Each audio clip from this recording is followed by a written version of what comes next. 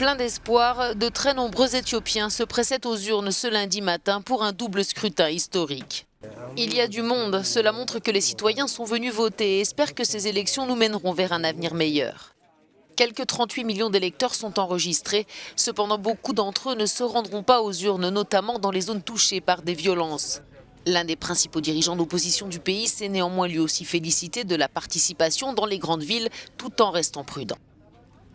Je m'attends à ce que ce scrutin, malgré quelques difficultés, s'achève de la bonne façon. C'est ce que nous espérons et c'est ce que nous surveillons de très près. Jusqu'à présent, la participation semble être bonne, les gens sont sortis en grand nombre pour voter. C'est une bonne chose, c'est un bon signe.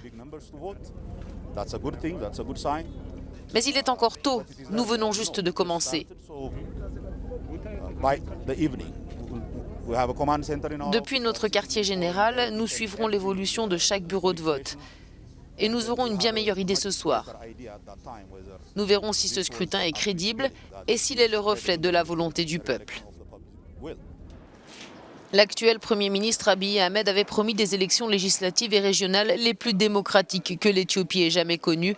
Certains veulent réellement y croire. Les précédentes élections étaient antidémocratiques.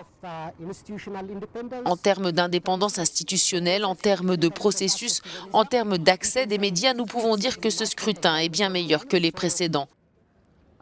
Donc je peux dire que c'est un jour historique pour notre peuple et pour notre pays. Les opérations de dépouillement débuteront dans la soirée. Les premiers résultats ne sont pas attendus avant plusieurs jours.